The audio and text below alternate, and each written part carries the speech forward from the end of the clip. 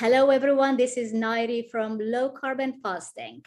Now, our guest today is a molecular biologist, a brilliant scientific mind, a biotech expert, Gabor Erdosi. Welcome to Low Carb and Fasting. Thanks, Nayiri, for inviting me. Gabor, I didn't do you justice when I introduced you. Let me add to that I particularly respect your scientific knowledge. I mean, when I speak to other medical professionals, a lot of them refer to you. They say, oh, that's something I don't know about, but if anyone's going to know about that, it's going to be Gabor. Or just ask him about that particular study. If you're interested in that, he will know that study. So you are very much respected because you're ahead in the game, ahead of everyone else. You read everything out there, you consume everything out there. But I also like your social media presence. You're not biased. You speak the truth, you speak science. And when we don't know something, I love it that you say, okay, well, we don't know this so far, but my speculation is this and that. Yeah, I think that science is about reading, analyzing, thinking about it, talking about it with other people. And you only know about what you dig into. It's not like anybody is born with knowledge or understanding. Of course, we have different mental capacities, different amounts of time available for reading and digging, and it requires a certain amount of passion above all. So you need that determination to read those papers and dig and search and think about it, and then come to a kind of a conclusion, or at least pick up some thread and follow it through. So yeah, it may require some mindset.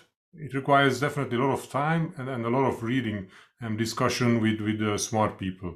Sometimes you need smarter people than you, so that they can give you some hints and directions where to go and find what you miss in your studies. So yeah, I think if I have a good understanding of any topic, that comes from extensive reading. And over the years, I've also learned not to go into topics which I'm not very familiar with, because that's very dangerous.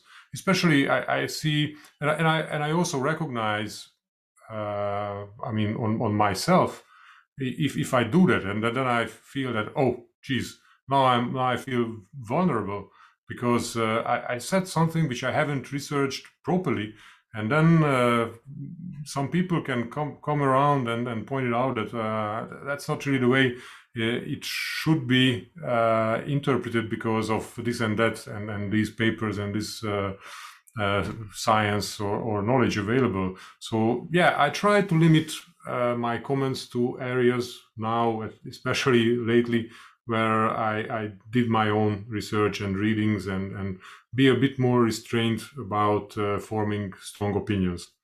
And I tend to also point it out quite quickly if somebody does the opposite. A lot of people, I recognize that they love to phrase strong opinions and they love to write a lot. I'm the type of guy who prefers to read a lot before just going out and telling that this thing is like that and how this works and so on. Well, interpretation of data is the toughest part of research work, because you can present the same data to Yes. different scientists and they see something different, or they see the same thing, but from different angles. However, we are going to talk about microbiome, and I know, Gabor, that that's an area you are well familiar with. So and with it being May, which is Mental Health Awareness Month, my first question is, and we're recording this in May, my first question to you is, what is the link between our microbiome and our mental health? Yeah, first of all, I would say I'm really deeply interested in the microbiome and the relationships between host immunity and interactions between food, microbes, and host immunity. But nobody is very knowledgeable, I'm afraid, in this area. This is fairly new, first of all, which not only means that it doesn't mean at all that there is little information. Now the information available has been ballooning for a decade or two, but the methods are still being refined. How you analyze the microbes in certain areas, and I think that we can mostly refer to the gut microbiome, because that's the most heavily researched, and that's where our most of our understanding arises from. But what we know, I think, is still very, very superficial, and we miss a lot of important details also to put together this kind of a puzzle, how these interactions work. I often see that people refer to studies where they do some shotgun sequencing, which provides very high level information or understanding only. So you know what, sometimes, and that's the better case, you know what species inhabit your colon, for example, or you know a small percent of them. But as some studies do more mechanistic research on the interactions, the close interactions between host cells, immune cells, or intestinal cells, and the microbes inhabiting such areas. And it turns out that the really important thing is exactly these interactions. This is a kind of a matrix, and how these microbes operate doesn't only depend on what phylum or species they belong to, but rather what position they take, or what niche they fill in that microenvironment. So I think it's extremely fascinating, but there is a lot of over enthusiasm, or how to phrase it properly, that people go ahead, way ahead of our current proper understanding, and they try to do predictions based on some very limited understanding. So I'm not that much enthusiastic about our knowledge. I'm very enthusiastic about what can come out in the close future, hopefully, from all of this research. So what do we know so far? So what is the link? How does our gut health impact our brain? What is the mechanistic link there? Yeah, I think that the very basics are that the microbes in our gut, or any other parts of our body have evolved together with us. So we are kind of a one symbiotic creature, and what's also more or less clear is that they are absolutely required for proper development, for example, of different systems or subsystems in the human body, especially the immune system. And now that the recognition of, for example, chronic diseases of civilization also approach a kind of a perspective that these are also immune diseases of the immune system. The role of the microbiota in training and maintaining a healthy immune system, or in immune responses, has gained a lot of traction. So I think this is the main concept which is coming to recognition by many researchers, that we may not understand a lot of details, even important ones, but the most important thing is that we absolutely rely upon each other with microbes for proper operation of this complex multi-organism, or how should I call, a symbiotic organism. So yeah, regarding the connection between the brain and the gut, it's a very interesting fact that the second largest nervous system in our body is also located in the gut. So we have the largest part of our immune system, and the second, after the brain, the second largest part of the nervous system, and there is a very close interaction. So this connection is more direct than many tend to believe. Many people believe that the connection is limited to these signaling molecules, so that the gut bacteria synthesize some molecules, and it is absorbed from the gut, and then it reaches the brain, and the brain tries to interpret what's happening in the gut. No, the actual interaction is much more direct. There is a huge nervous, the so-called enteric nervous system in the gut, and this is partly specialized to recognize these changes in microbes. And many neural disorders and diseases have been associated with changes in the gut microbiome. However, I think it's important to note, and it's one of the cornerstones how I try to put together information, that the causality can often be the reverse of what's immediately assumed. Sometimes we observe something and inadvertently put a causal relationship between two observations, or two what we like to call facts. So there are two observations, and then we love to say that, okay, one causes the other. And more often than not, it's just the opposite. The other causes the first one.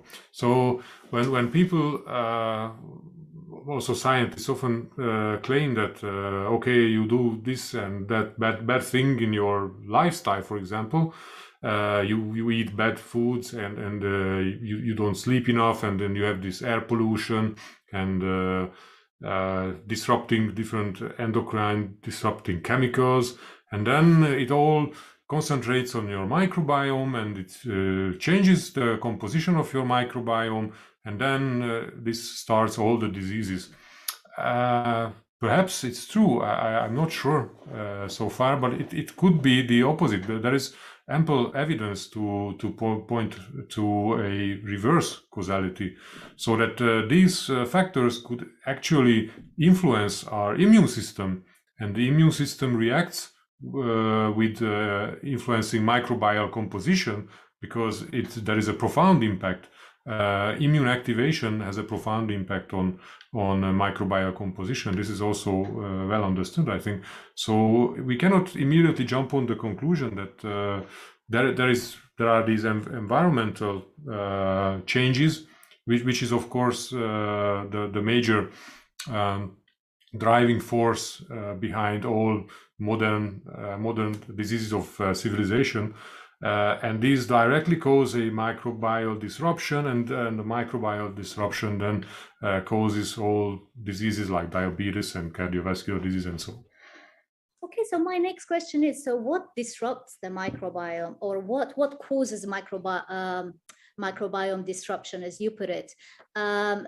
Surely nutrition plays a big role. I mean, there are environmental factors, but nutrition plays a large role, right?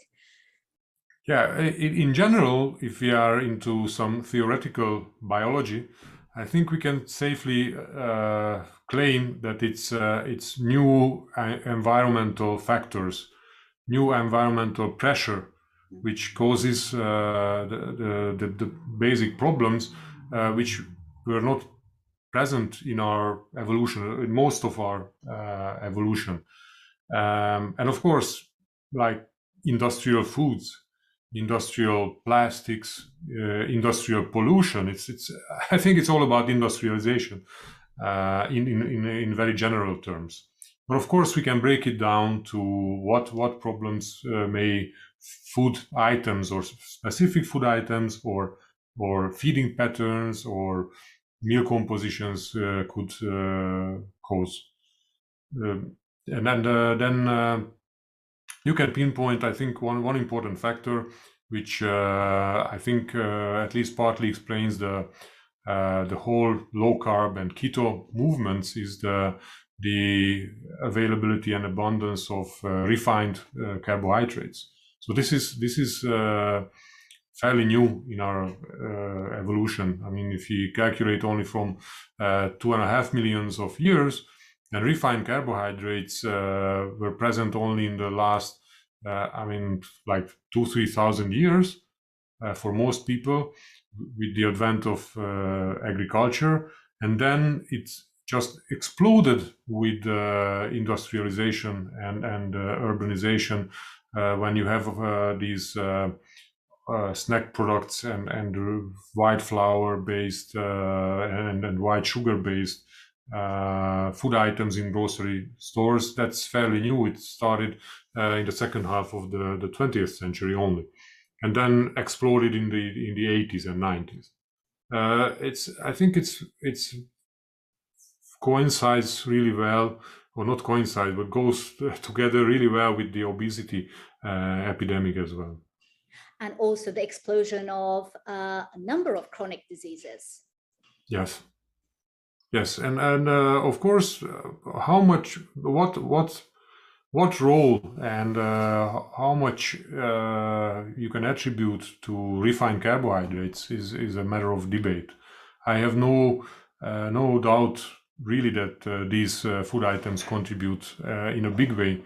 But if you like to put together all the pieces, I think in general, chronic stress plays a big role. And chronic stress could come, for example, from disrupted sleep patterns.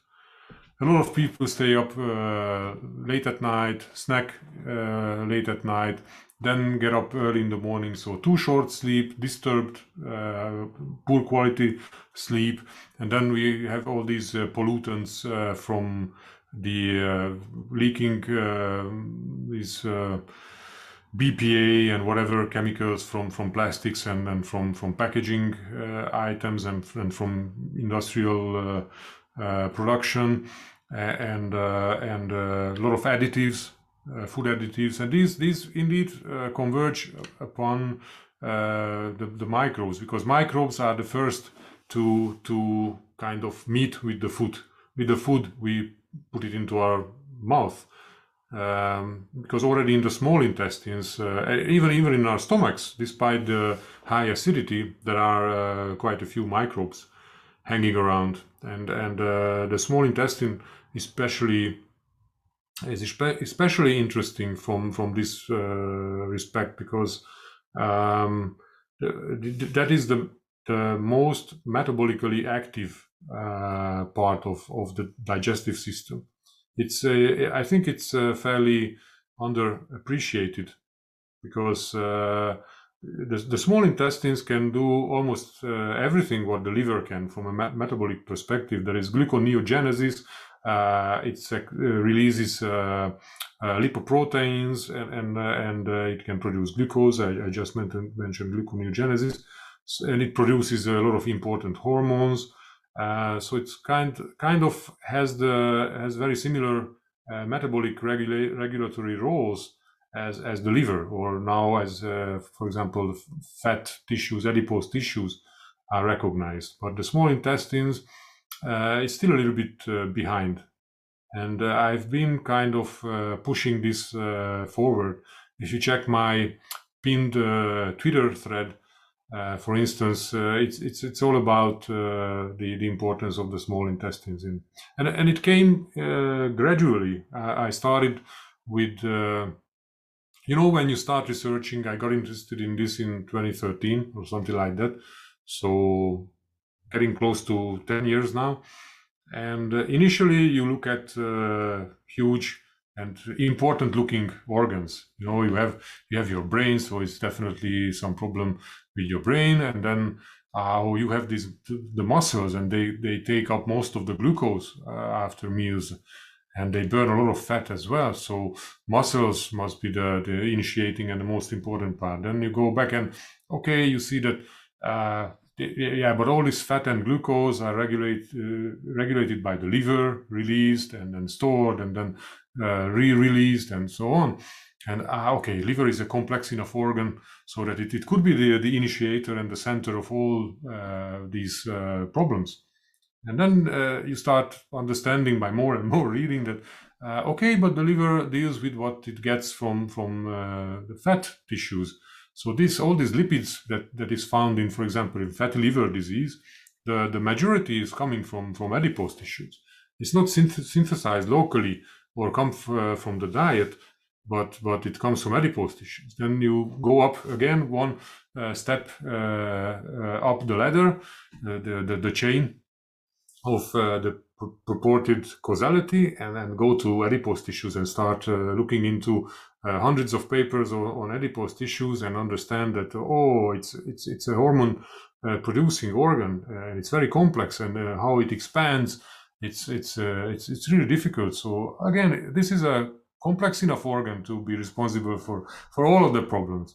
And then you start thinking about that, okay, what's upstream of adipose tissue problem, where the fat is coming from, and why it's coming from the way it does, and these kind of questions. And then you recognize that, okay, the initial interaction between food and human, the human system occurs in the digestive system. So what if the problem is already there? And then you start looking into many papers of digestion, how lipids are being absorbed, and how glucose is absorbed and released and stored and so on in the intestines. And then you recognize that, okay, but there are all these microbes. And these microbes have a say in this. There is a three-way interaction in the digestive system. And then you look even further, because you recognize that this is an interaction mainly between the immune system in the gut and the microbes, and you start realizing that metabolism is influenced by the immune system in an enormous way. And the other way around is also true. Metabolism, systemic metabolism has a huge impact on immune function and how immune cells operate. So you start looking into immunometabolism, which is a new branch of science. And then eventually, after a lot of reading of all this stuff, you start developing a kind of more systemic view, kind of a holistic view that, okay, all these systems are there and how they operate together very dynamically in what happens when you ingest food, what signaling is triggered, and how the immune system participates in this. And I think it's just fascinating, so one cannot stop reading. And I don't really know where my readings lead me in the future, but I'm looking forward to these very much. Thank you so much for actually making the point that science is certainly not complete, not conclusive, but also it's complex. Yeah, it's so complex that we cannot even imagine. So I'm often startled a little bit by the confidence some people express that oh, we know it's this way or that way, and this works this way. I mean, let's take a step back and look at what we really know and how it makes sense. Because I think all these readings only make sense if it meets also common sense, and that's often left out, because you with all this information you should be able to explain complex problems by also matching common sense. So it doesn't match basic observations. So we do this, we do that, we behave this, and we change that way. These should be compatible with any hypothesis or theories. If these are not compatible with basic common sense, then just scrap it and start thinking it over and over again. That's my approach. That we also should be able to incorporate common sense into all these sciencey discussions, because some scientists are so deep into their small area of research that they somehow, I feel that they often lose the common sense and the big picture, how it should fit into the big picture, really. I think it's, I just sort of remembered that I was recently talking to a physician, and one of his, he said that one of his patients was complaining about loss of sort of mental focus and this sort of almost like blurred vision, blurred sort of blurriness in the mental sort of capacity. And then the physician put him on a ketogenic diet for about 3 months. And the patient came back to say that he feels so much better, he's able to focus, etc. But I think if you look at it from a scientific perspective, was it that now he cut out all the additives and the preservatives in food-like substances? Obviously, he's no longer eating those, he's eating natural foods. Was it the cutting out of carbohydrates? Or was it actually improving his digestive system that also had that impact on the brain? Or was it the other way around, as you would say? It's interesting. Yeah, I think the ketogenic and even the carnivore diet, these are very good elimination diets. Yes. So you can starve specific microbes. If you have overgrowth of so-called not beneficial microbes, then one of the best ways is to starve them, and then limiting the availability of glucose is one of the best ways to starve these microbes, because both pathogenic or opportunistic pathogen fungi and bacteria love to gorge on glucose. So when you have especially quick deliveries of simple glucose into the small intestines, these guys have a first take on what's coming in, and they love to gorge, and then they can suppress other more beneficial. I don't really like this beneficial or harmful point of bacteria, because, for example, the E. coli, a typical commensal of the human microbiome, you can have very different strains, or even the same strain can behave differently in different contexts. So that's the problem with the microbiome research, that it's really the function, how it works, and what niche it goes into, that really matters, and not a specific species or genus or whatever of bacteria. You can say that, oh, bifidobacteria are good. It doesn't mean anything to me. I think it's just nonsense. Or E. coli is bad. No, we know even probiotic strains of E. coli. It's not absolutely not simple, and that's the simplification which I find dangerous in microbiome research. That everybody tries to jump on that.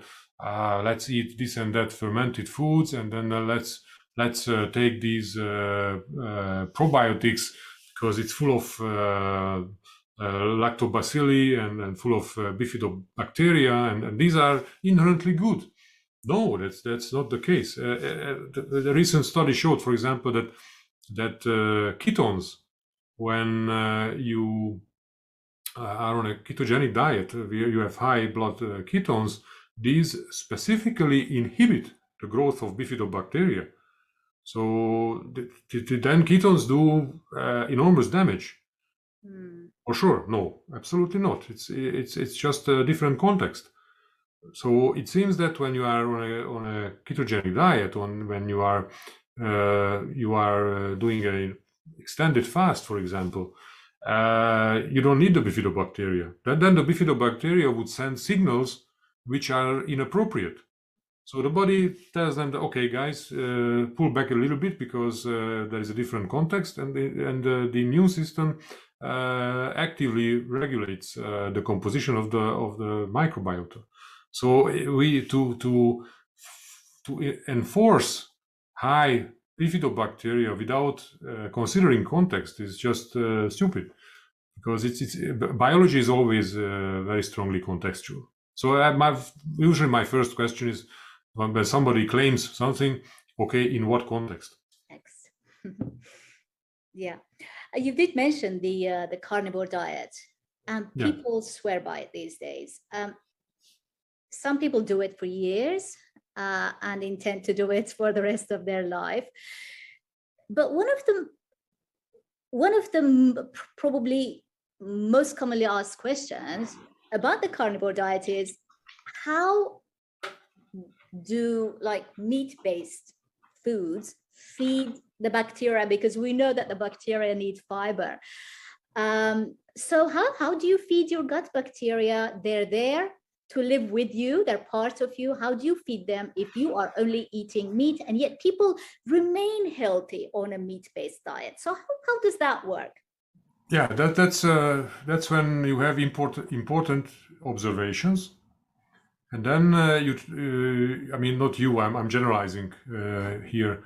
Then you try to pull some smart things, because we know that this is true, this is fact. So we have to generalize, and this has to be true in this context as well. Well, partly I think it's right, because the bacteria has to be fed on something. But we have to ask some important questions. What is fiber in the first place? What is fiber? What if we define fiber as feed for bacteria?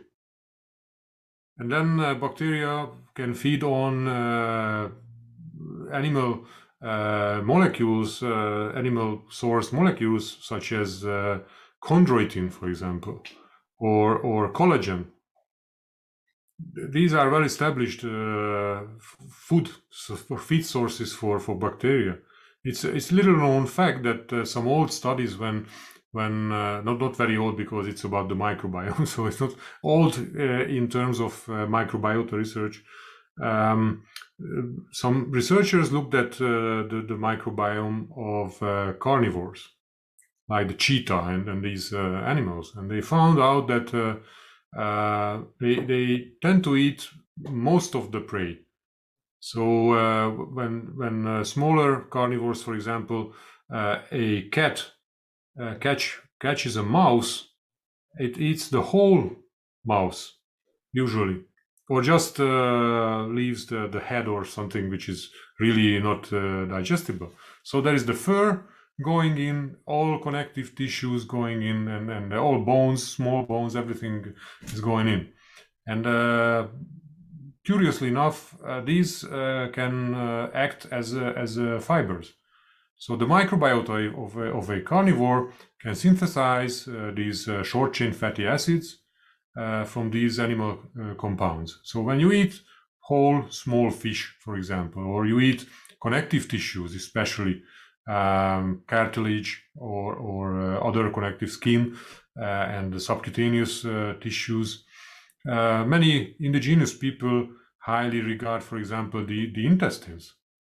And then the herbivores or vegetarians or vegans or whatever we call them come along and claim that that's because the fiber and the good bacteria are in the intestines. I'm not sure. The intestine is a huge amount of connective tissues, and you have all this mucus, for example. And then this is another part of the answer to your question, that mucus is partly synthesized and released by epithelial cells of the intestines, so that they feed the bacteria. And the composition of mucus has a huge impact on what bacteria can adhere and feed off the mucus. And of course, it's a problem when you have a dysbiosis, so you have a unfavorable composition of bacteria, and they have nothing to eat, just this mucus. and then they can eat more quickly than how you produce it, and then your intestinal layer, the protection, becomes too thin. But I think that's one context when you have already poor composition of bacteria, and then your diet is void of dietary fiber. This is not necessarily the case when you don't have the unfavorable composition of bacteria, so you can produce ample amounts of this mucus to feed the bacteria. What do you think happens when you fast for days, or some people for weeks? Everybody says it's healthy. How can it be healthy without dietary fiber? It's nonsense. It's a different context, so we should be looking at what happens in that context to explain how it works and why it is not detrimental, what most researchers tend to think about it. So I think that there are no important questions asked. It's partly political, that we are heading towards this climate disaster catastrophe where meat has to be excluded from the diet, and then they try to find a lot of funding goes into research which tries to identify harmful compounds in animal foods that cause this disease or that disease or contribute to this disease. I think it's a bit more complex because when I just posted very recently that what happens on an animal-based diet, and they find various compounds that are increased, and then the animal-based diet is basically a McDonald's menu. Is that an animal-based diet when you eat buns or covering your meat, and then you have your fries, and then you have your Coke and everything, and then of course you have perhaps two burger patties in the middle. But is that an animal-based diet really, or it's not? I wouldn't say it's an animal-based diet because from an evolutionary perspective, if I go out for hunting, then I don't know, we as a team hunt down a deer or a large animal, because that's been characteristic of human hunters for hundreds of thousands of years. And we hunt down a deer, and then we eat the deer, and we may eat a few berries which the women gathered during the day as dessert. But that's an animal-based diet, because the big majority of your calories or the volume of the food comes from the animal. But a McDonald's menu is not an animal-based diet. It's just stupidity. And pinpointing any one component from complex meals or meal patterns is just enormously stupid. And most of this research comes from this nutritional epidemiology of food frequency questionnaires, where they ask people hundreds of questions about what did you eat yesterday, and how much of this you ate yesterday, and the last week and last month, the year before, and these kind of questions. I cannot really tell what I had last week, not to mention last month. It's very stupid.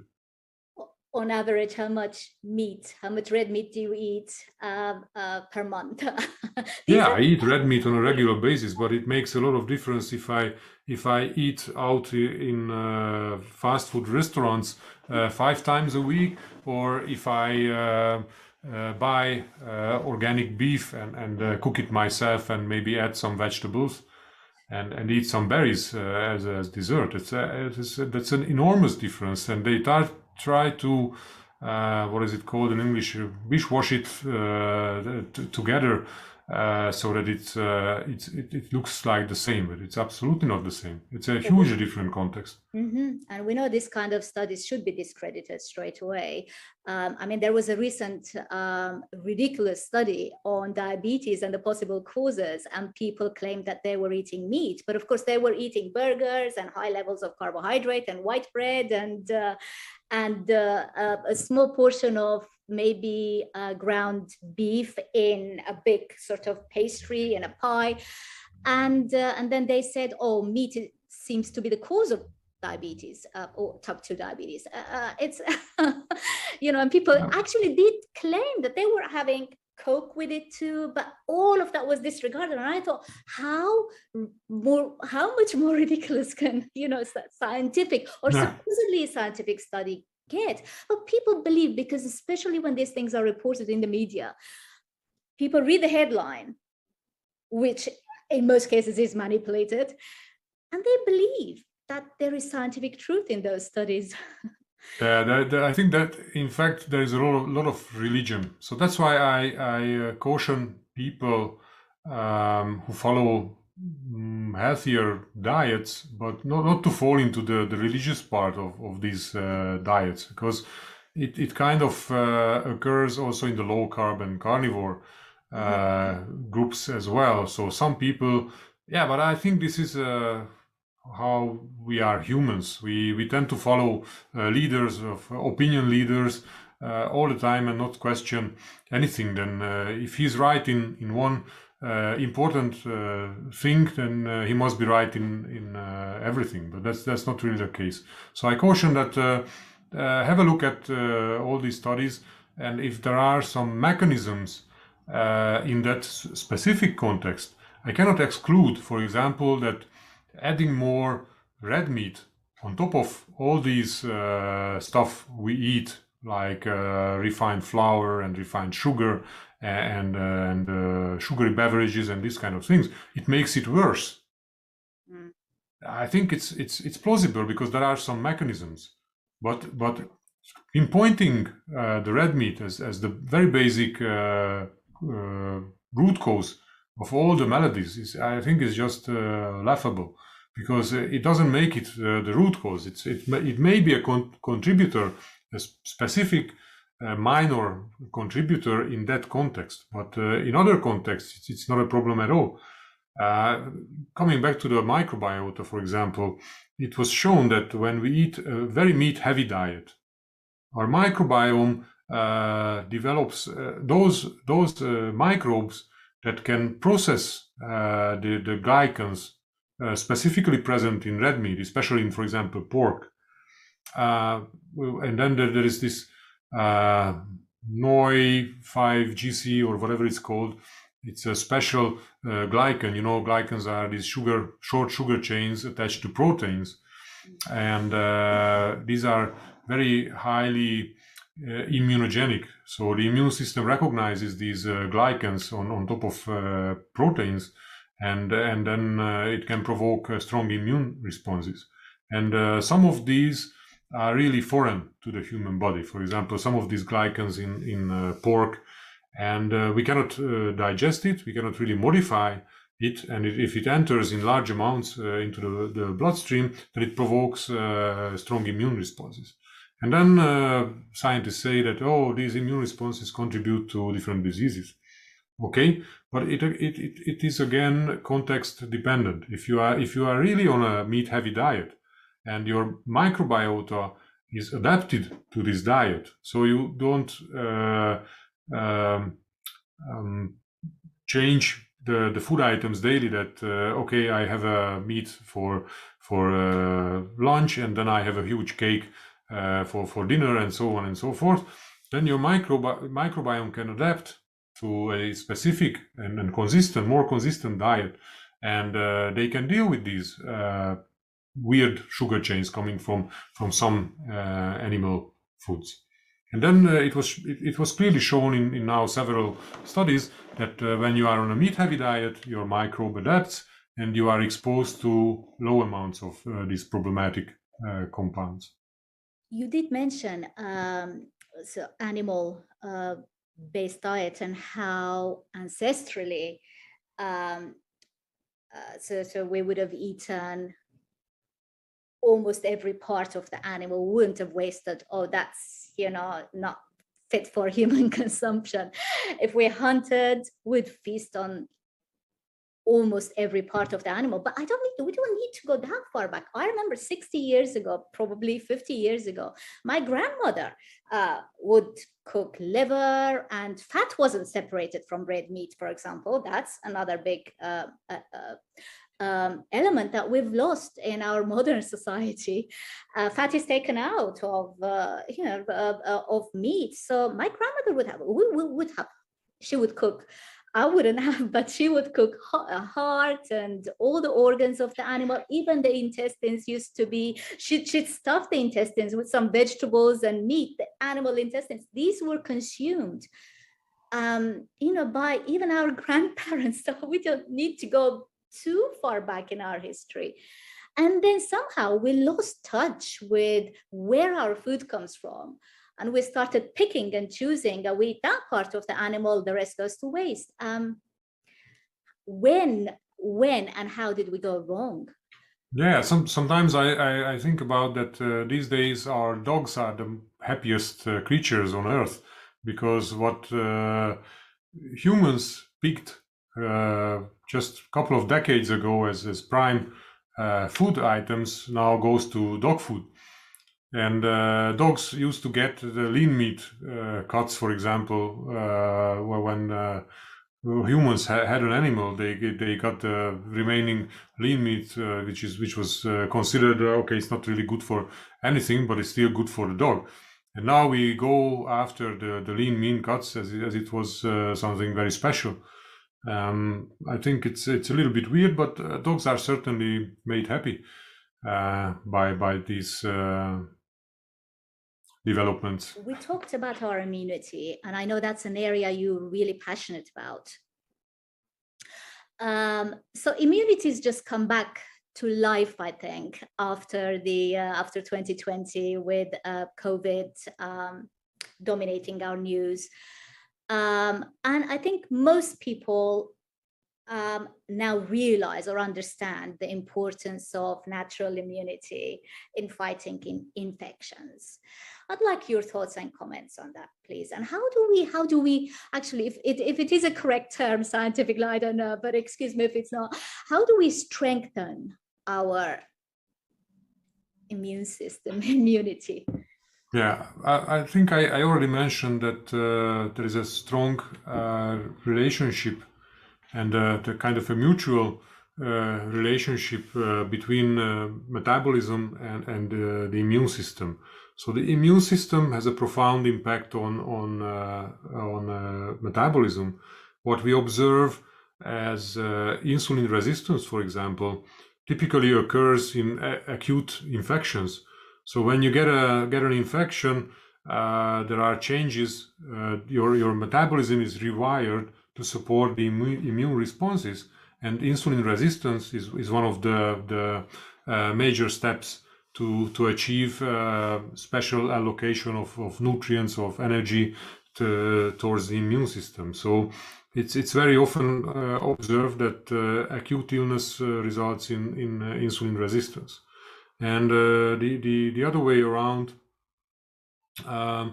The immune system can be influenced by systemic metabolisms. For example, diabetics with constant high blood glucose levels have very sluggish immune responses, because the high glucose is a characteristic of acute inflammation. For example, when glucose is needed for a highly glycolytic immune response, producing reactive oxygen species and proliferating immune cells and these kind of things, and chronic high blood glucose could result in this chronic immune activation, in this very high immune activation, so that there is some tolerance that develops by immune cells, so that they are not overactive all the time.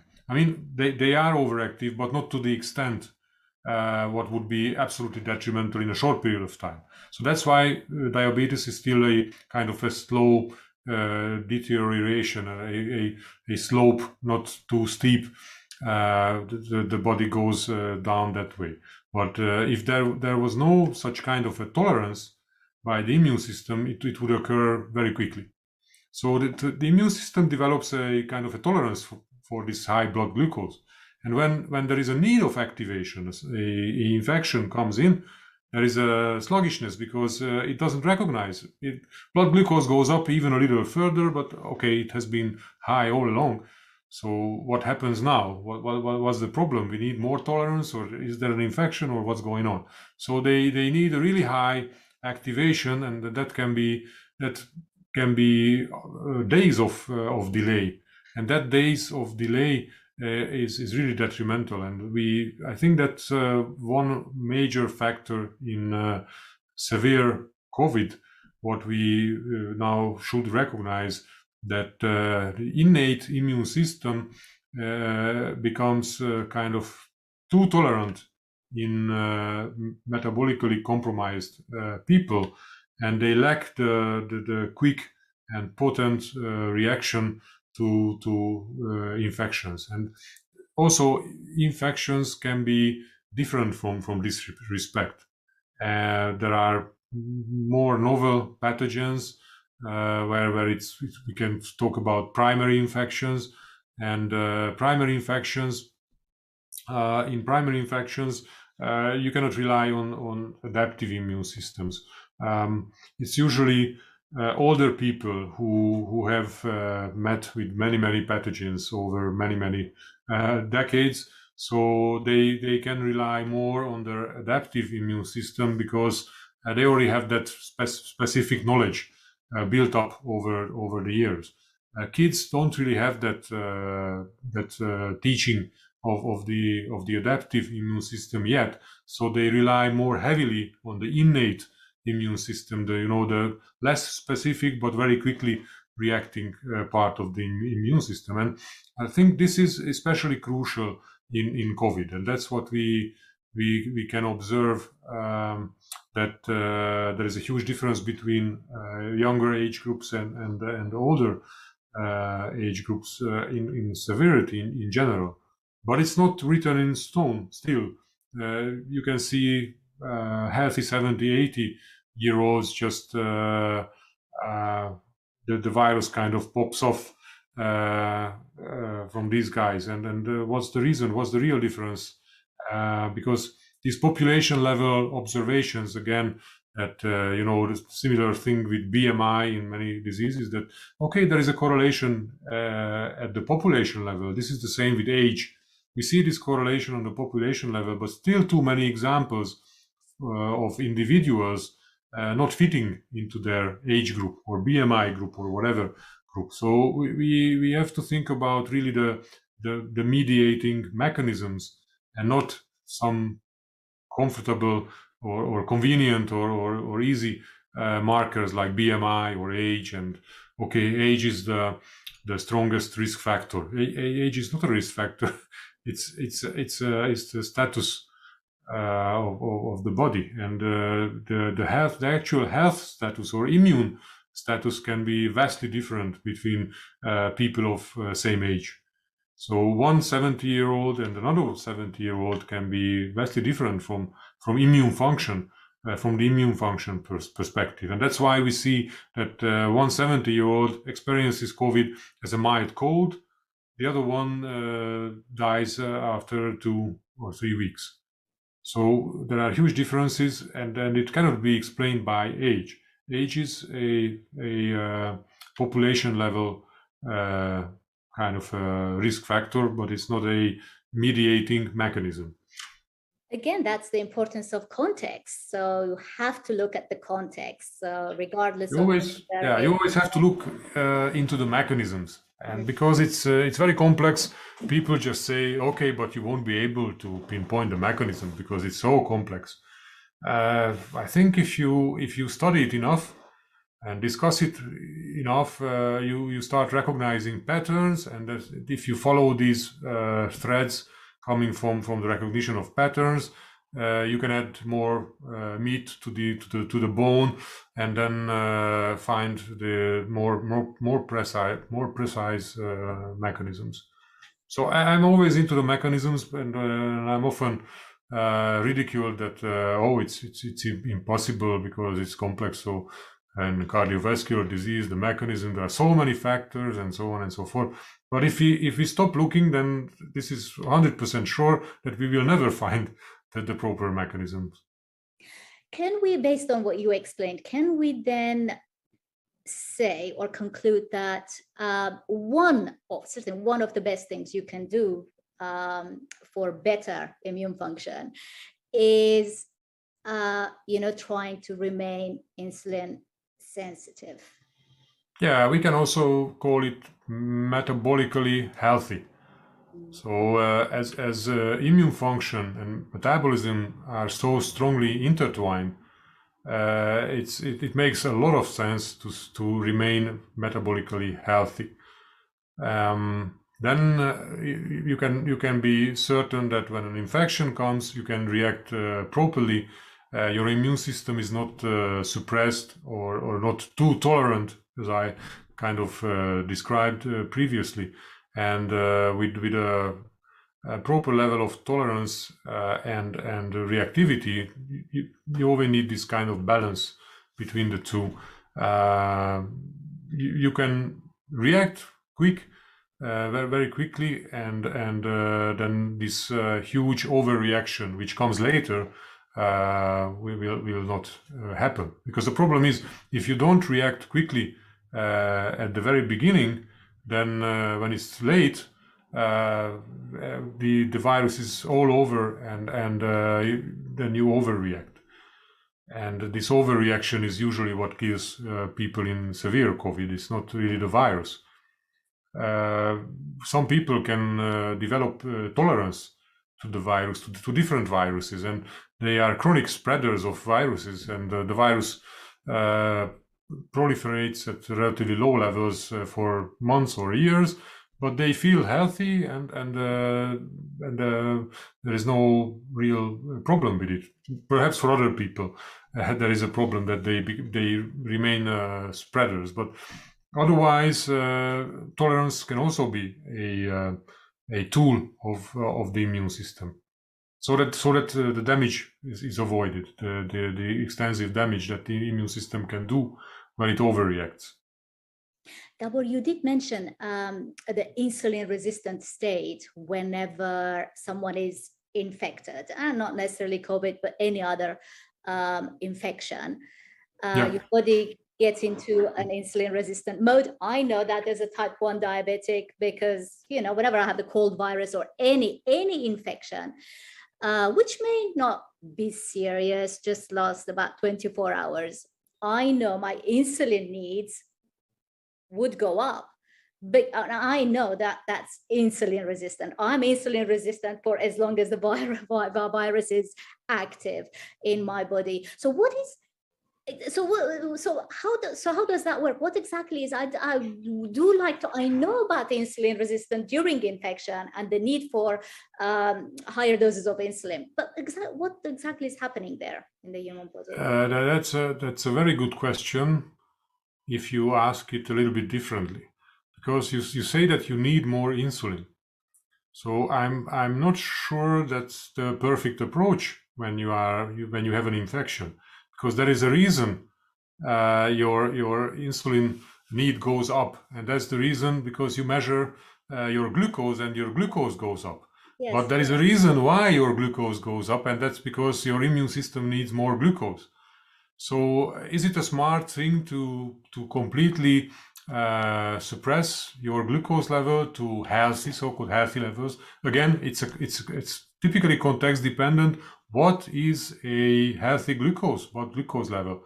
And a healthy blood glucose level, like 5 or 90 in the US, it's healthy in general, but is it healthy when you are mounting an immune response to a acute infection? So that's how I would phrase the question, that you observe that your insulin need goes up to maintain the same glucose level. Yes. But should you maintain the same glucose level? That's I think a more interesting take on this. So I would, if I was a type 1 diabetic, continuously measuring my glucose, I would quickly look up what the typical glucose levels are in non-diabetic healthy people during a acute infection, and then I would let my glucose level for transiently I mean, it takes 1 or 2, 3 days or something like that, be a little bit elevated around I don't know, 6.5 or something like that, instead of aiming for 5. Because insulin acutely in healthy people, and I can say also in type 1 diabetics, if well managed, is anti-inflammatory. So if you add more insulin, you are suppressing acute immune responses. And that's not necessarily a good thing when you are mounting an immune response.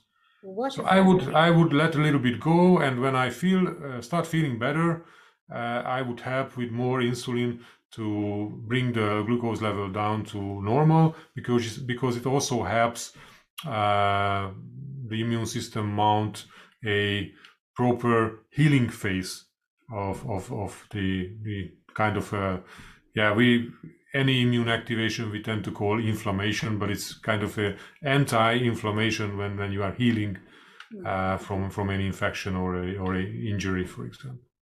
What a fascinating explanation, or thank you for that, because it's always bothered me, especially when you realize that despite all that insulin, you're not actually bringing the blood glucose is just stubbornly where it is.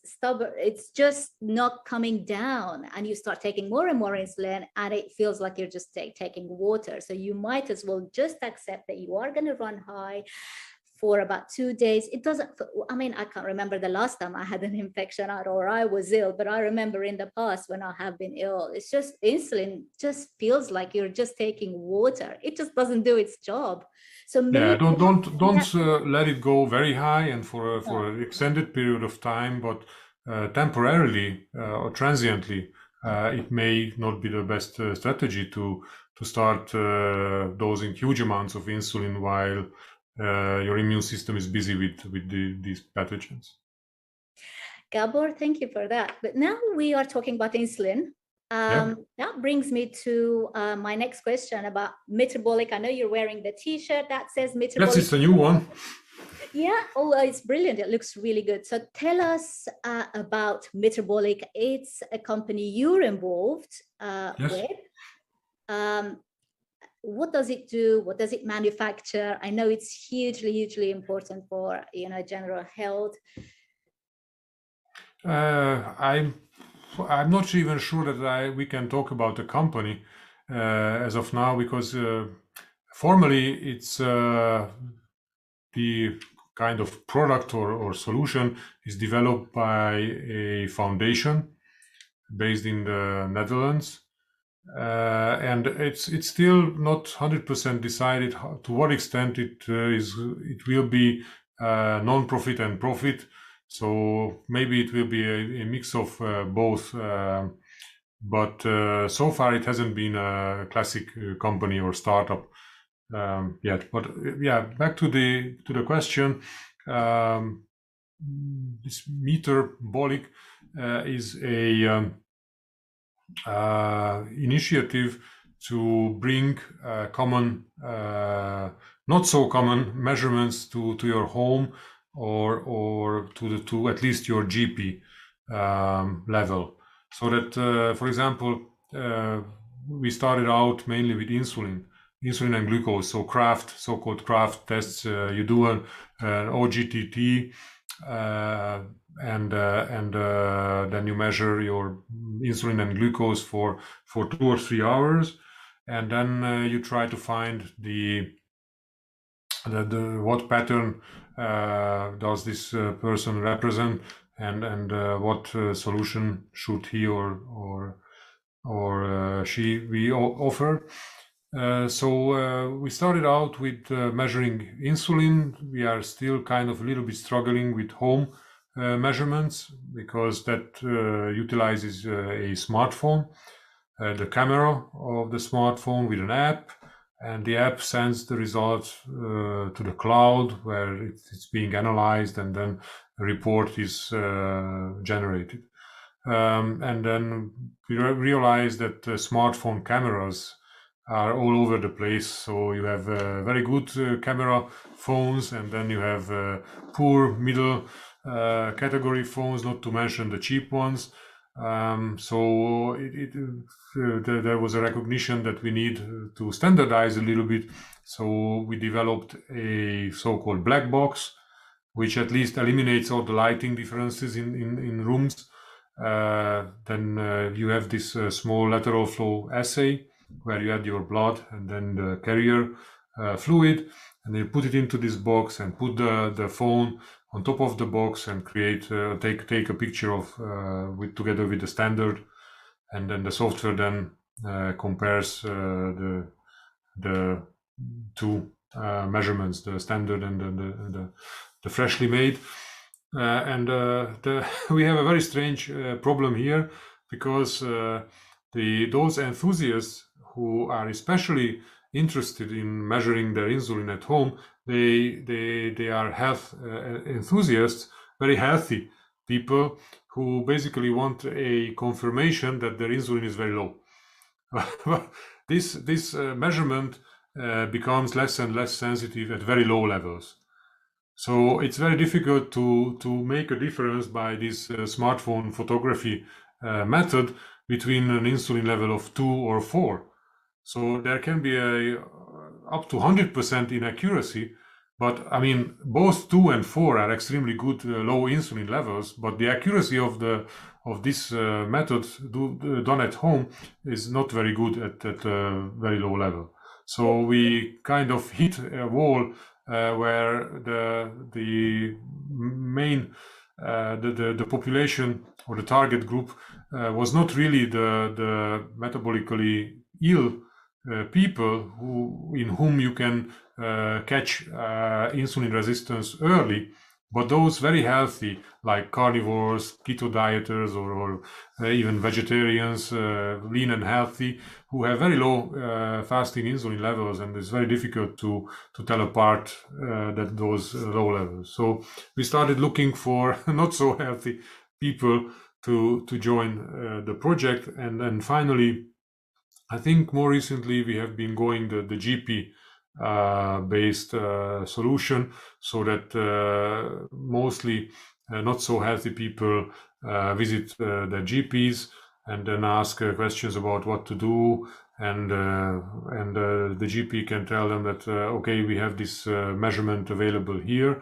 It would cost half a fortune if we prescribe or try to find a lab which does this for you, but it's a fraction if we do it here. And for those people who have a fasting insulin of even if it's not so high, like 5, 6, or 10 or something like those levels, even I think even 12 and 20 are considered healthy by mainstream medicine. So you see these not so healthy but considered healthy individuals, and then you do a postprandial measurement when they consume this 75 grams of glucose solution, and their blood glucose, as you know, can be normal. Their glucose response can be normal.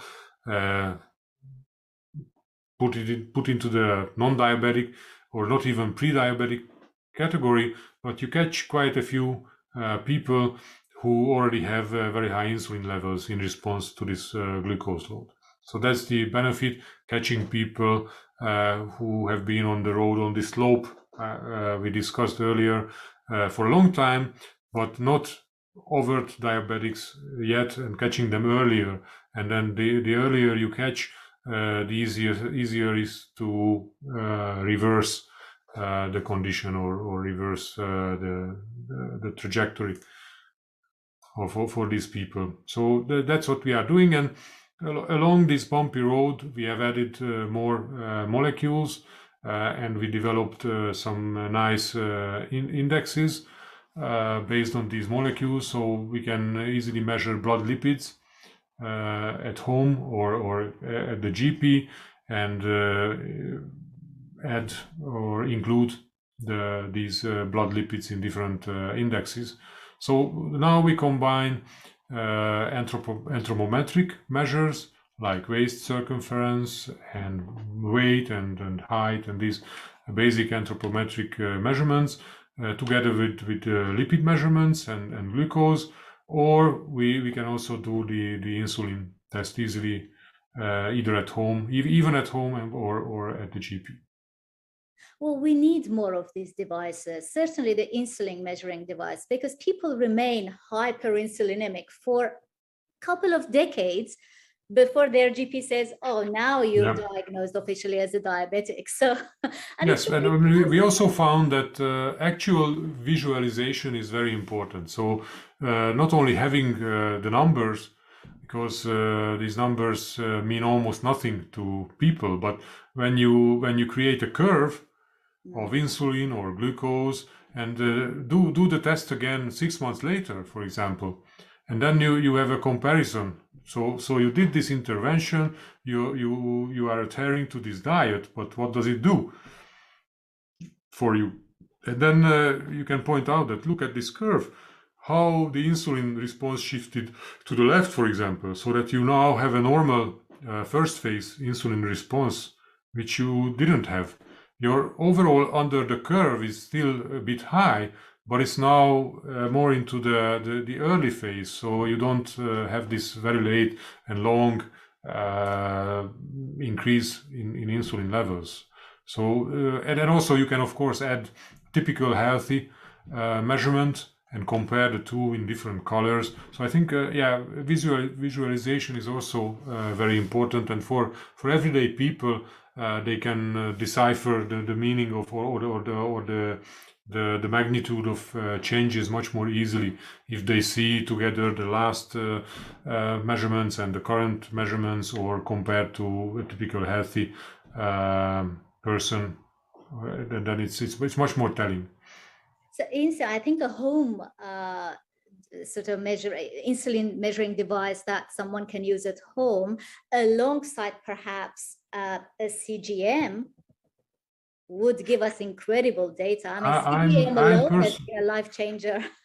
I'm personally not a big fan of a CGM, because if you start understanding the mechanisms of how foods interact with digestion and absorption, then you will know, without having even a single measurement of a glucometer, how you will react to foods. Of course, there are differences. There is a variation between individuals, how they react to different foods, but the most important patterns are perfectly predictable based on the food, the type of food they eat, the order of different foods within a meal, the meal frequency, meal timing, and these kind of behaviors. So I can usually tell a glucose response based on this information provided without even measuring.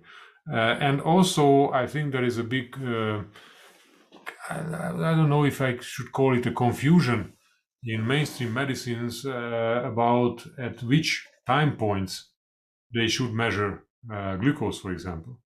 Because it has been, for some weird reason, I cannot even explain why, the mainstream medicine focuses on the 2-hour glucose response. And both the 1 hour and the 3 hour time points are much more telling than the 2 hour. And this is quite funny. So usually when I'm interested in something, I ask people to provide me with 1 hour time point of glucose. And I don't care about the 2 hours at all. 3 hours is important, because if it's not back to normal by 3 hours, then it's of course not healthy. 1 hour is important because that's close to the peak. I think most people peak, you have a CGM, most people peak around 45-60 minutes following a carb-heavy meal at least. Yeah, and it'll be a completely different kind of, I know it from myself, completely different kind of peak if your meal, for example, is heavy in protein. Yes, or heavy in fat can greatly extend the peak. And absolutely, even up to 12 hours above observed on myself. Combination of fat and protein, for example, steak and cheese, I would remain slightly higher than my preferred normal range for, I would say, an average of 8 hours, which is interesting. But I think talking about CGM, it's important if you are diabetic, so you can understand which foods to avoid. But if you are type 1 like myself, where you have to inject insulin based on your current sort of blood sugar levels, it is immensely important or useful. Yes, definitely. But normally what I see is that a lot of healthy or not so bad health people start wearing these CGMs, and they don't really know what to look for, and they don't know the inaccuracies involved, and the calibration need on a regular basis, and these kind of things. So it has to be supervised, or there needs to be somebody who explains what to look for at least. And even there, I think we have so much confusion, because you look at diabetes associations in the United States, or even in the UK, the normal range, what they expect diabetics to be in, is like up to I think it's between 5 and 10. I mean, 10 is really high. If I hit 10, I start feeling sick. I feel like, yeah, I can imagine. I'm not sure I've ever been at that height, but I don't really want to. And they tell diabetics that it's normal, as long as you're within that range. Well, how do you define normal? And then that takes the most important thing for the establishment is to avoid lows, glucose like hypoglycemia, because then the patients or lawyers could claim that it's the problem. It's an issue with the advice they get, that they can be that low. So I think that is just representing the interest of the establishment and not the patient. That's the problem. I think avoiding glucose dips is also very important. Variability in general causes at least as much harm as constantly elevated very high glucose levels. Mm-hmm. In fact, we have information on specific groups who have rare genetic diseases. They cannot process glycogen properly, for example, for this GCK, MODY, and these types of people, and they have an elevated baseline.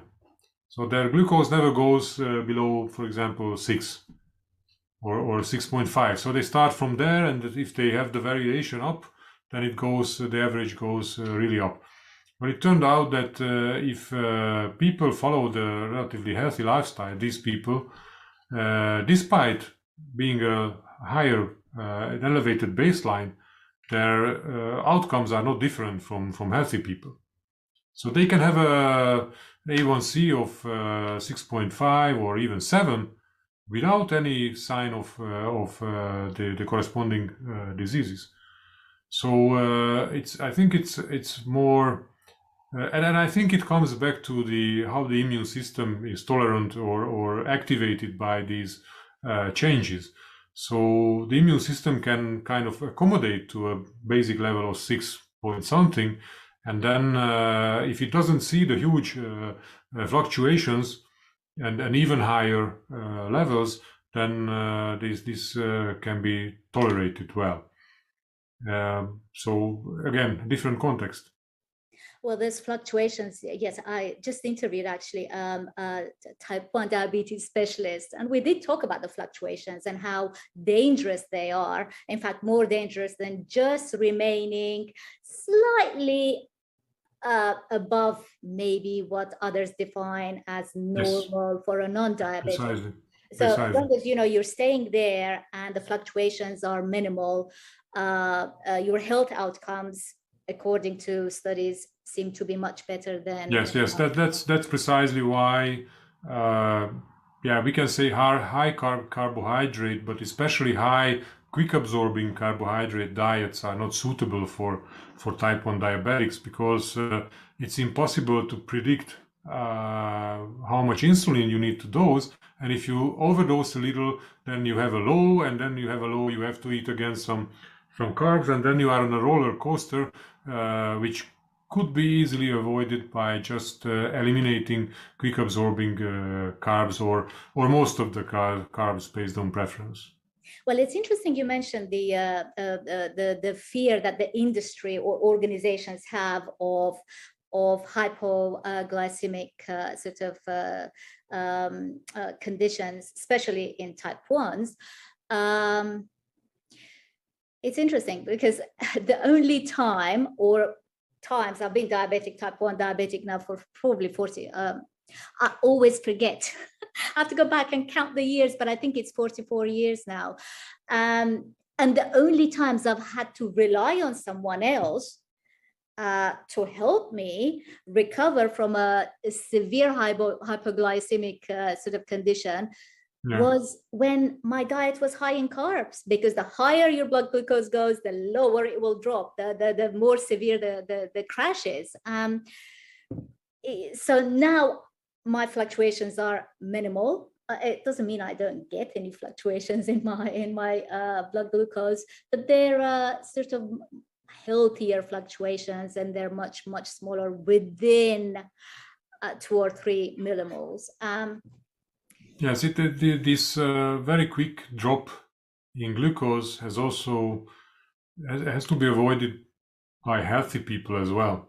Yes. Because this is strongly connected to the so-called carb craving feeling, when your brain interprets this, and it was shown that the trajectory of ghrelin, the so-called hunger hormone, is just the opposite of what you see in blood glucose.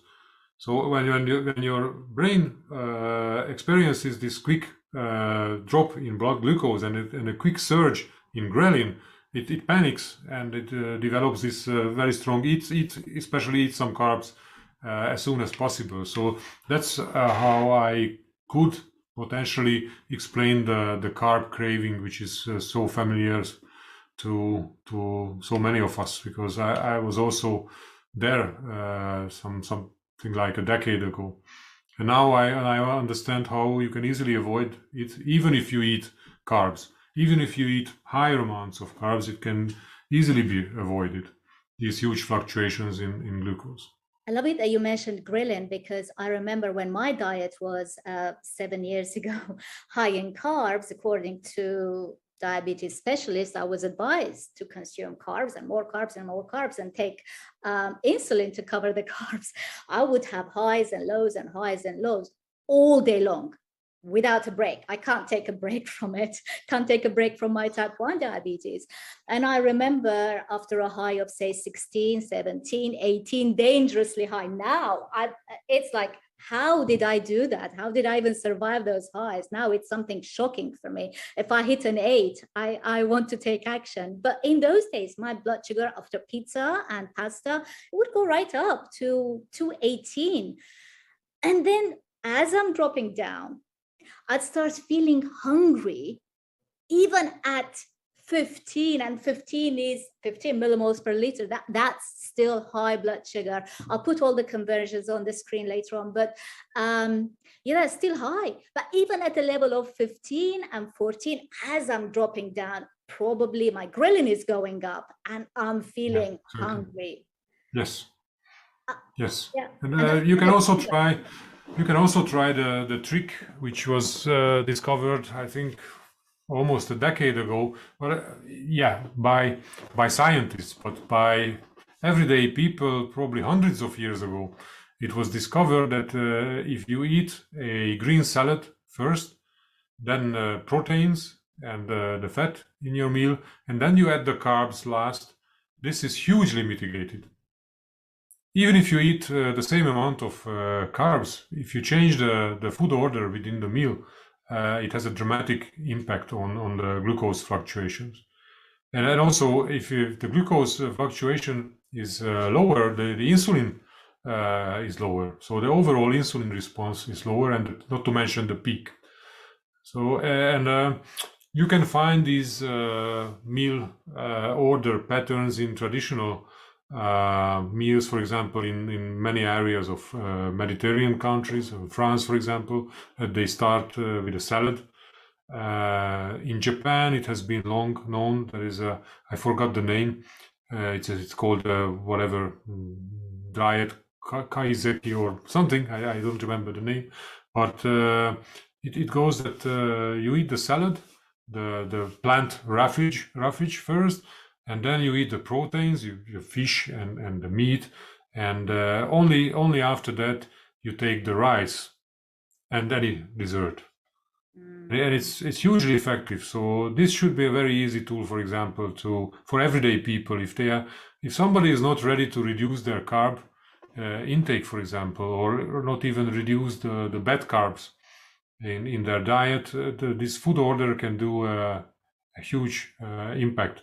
I have friends in India, for example, who told me after sharing these studies in my Facebook group like 5 years ago, that not many people in India can afford to not eat carbs or not eat rice or quick absorbing carbs, because vegetables, meats, other animal products are much more expensive. So they are on a low budget for food, and they simply cannot afford.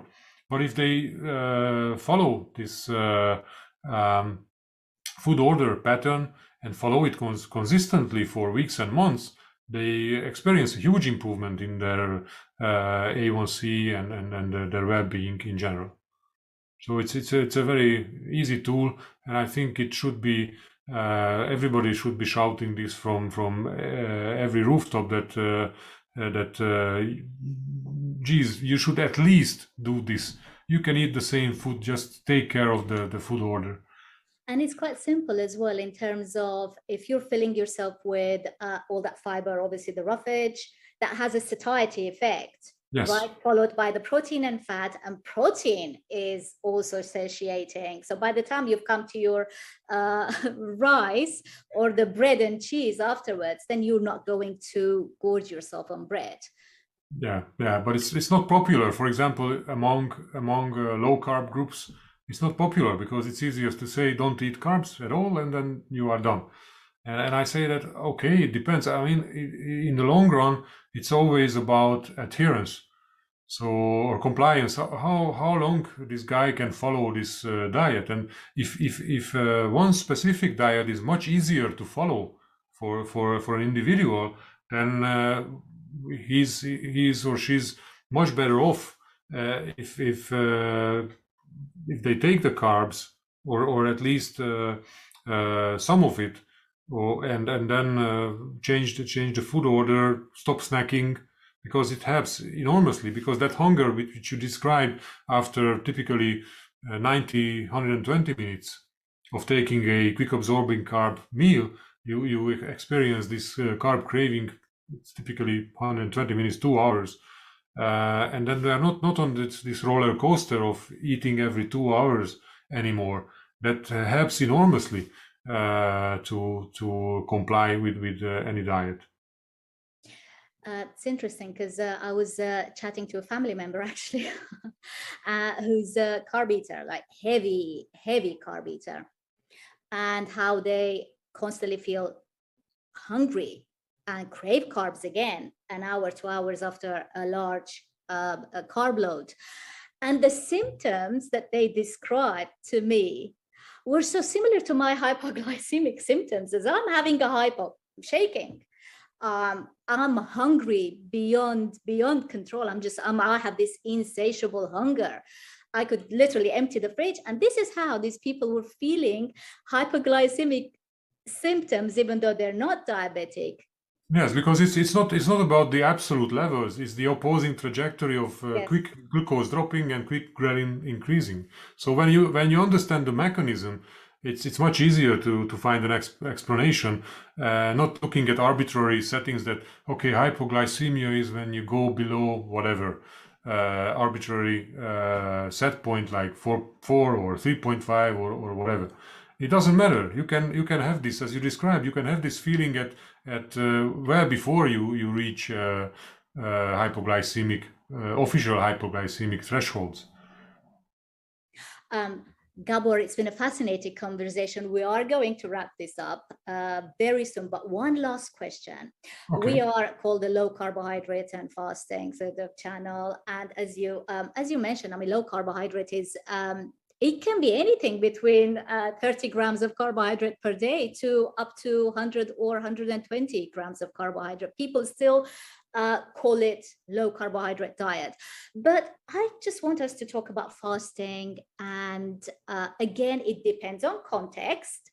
But what are the generally sort of acknowledged benefits of fasting, and who is it most appropriate for? Yeah, I think it's appropriate for almost everybody. So I couldn't really exclude huge groups unless some people have problems with fat lipid metabolism, and they cannot really fast, especially for extended periods of time. But otherwise, and of course, you know, I'm lately I've been in my immune period, we can call it. I described the periods of muscle, liver, adipose tissue, and the gut, and now I'm in my immune period. So I will of course say that the most important effect of a bit more extended fasting, like more than 1 or 2 days, is on the immune system. So the kind of rejuvenation, or whatever it's called in English, so regeneration of immune cells. When in general, fasting has this effect of getting rid of old junk stuff from the body. Finally, you have a break.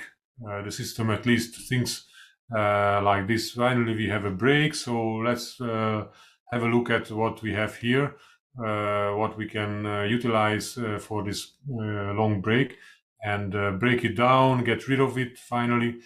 And this also applies to immune cells, kind of cells which have been going into this senescent type, and let's get rid of these, and we can create new T cells, for example, more efficiently when following a longer fast.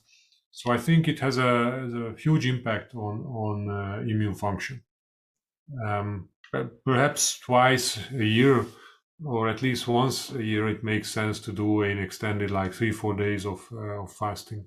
And it makes a lot of sense to start to prepare with lower carb intake. So go ketogenic for a week or so, become fat adapted, if that's a thing, before starting a fasting. It's also easier to start from a ketogenic state, and the two can combine, and you don't need so long a fasting period if you start from a keto phase.